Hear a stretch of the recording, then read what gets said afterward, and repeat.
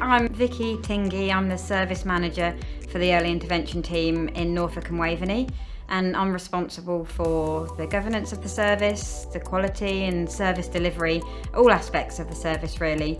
The aim of all early intervention services is to identify an early stage psychosis, to reduce the duration of that psychosis, to reduce the likelihood of a relapse, and to promote recovery. If someone is referred to our service, they would be seen by one of our case managers or a care coordinator.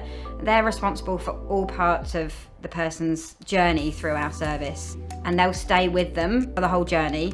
So everyone gets a care coordinator or a case manager, and they're a registered professional. And it's someone that people can build a strong relationship with, get to know and trust, and hopefully go to for, like I said, any aspect of their care. The referral comes through our single point of access, but we do take referrals from anywhere, including self-referrals. So anyone can come to our service if they think they're suffering with a first episode psychosis. They would be offered an assessment, and we aim to do that within 2 weeks. It's a target that we're set by our NICE guidelines. So our assessments are really as they need to be. We try and be flexible to the individual's needs. They can either be at one of our bases, which are in Kings Lynn, Norwich and Great Yarmouth, or they can be at a person's home or another place. We've assessed people on park benches, in cafes, wherever that person might feel more comfortable. And what I would say is, if someone feels anxious or concerned about that process, let us know. We can try and accommodate all needs. If you're feeling worried, you can bring someone with you. We can have a phone call first. We also offer virtual working, so we try and put people at ease by seeing them in an environment they're comfortable with.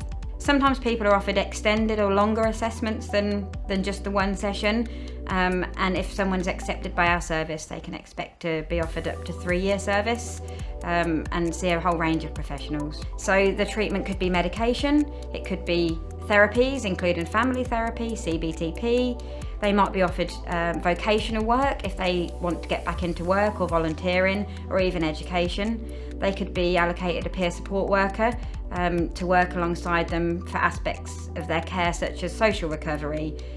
They might also see assistant psychologists or assistant practitioners to work along on some of those things as well. So usually people have quite an intensive package in the beginning, and say the first 6 months to a year, when we're really getting to know that person and understand what their needs are. Then the second year will be kind of a treatment as usual program where we monitor people, we continue to offer the treatment.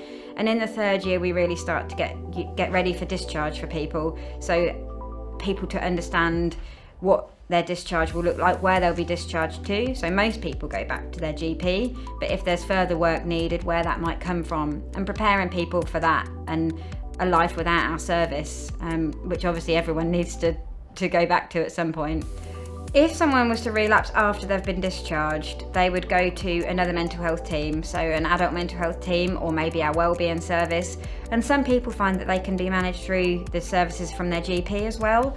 So often a relapse won't look the same as the first episode, and we also have many people that never have a relapse.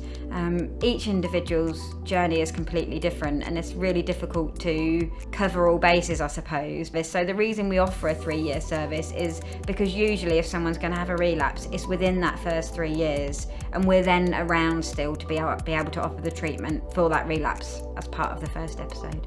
We prescribe medication for people that we feel need it. We have psychiatrists working in each of the teams, but we also have non-medical prescribers who are all nurses with extra training to be able to prescribe medication within their skill set. If you are prescribed medication, it will be reviewed regularly. You can link in with your care coordinator if you've got any concerns, and you'll always be given printed information to take away with you before you make a decision on whether or not you want that medication. So you're fully aware of any side effects and when you might need to be reviewed, anything that you need to look out for, any concerns you might have. We understand it can be quite an anxiety-provoking thing, taking a medication, especially for the first time. And we would just encourage anyone to talk to us about that, to be open and honest if there's any concerns about the medication, and look out for the side effects that obviously that would be listed and given to people. And the other thing is we have lots of options available to us for medication. So if one doesn't work for you, the chances are there's another one out there that does, and we could find the right one for you. And the main aim with all medications is to reduce or hopefully stop the unwanted symptom. Medication is only a very small part of the treatment we offer, so everyone would be offered an appointment with a psychiatrist or a non-medical prescriber, a clinical nurse specialist, but not everyone would be offered medication, and we understand that not everyone wants to take medication, which is why we have such a range of other treatments available. So we know, for instance, that CBT for psychosis can be just as effective for some people as medication. Include using any social activity to help someone's recovery. So we know that recovery is about a lot more than a medication and sitting in a room with a psychologist and talking about things. And we have all sorts of groups. There's gardening groups, we have drop-ins, we have groups for carers and families, we have cinema groups. We try and offer a range of groups to suit most people's needs. And we have our peer support workers are really good at engaging people physically as well. So getting them active, releasing those endorphins and getting people recovering in a different way.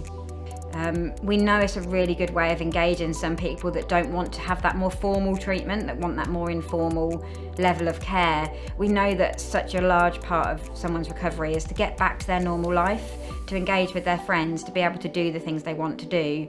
So we have people such as our peer support workers, assistant practitioners, that can support people to get back into all of those aspects of day-to-day life.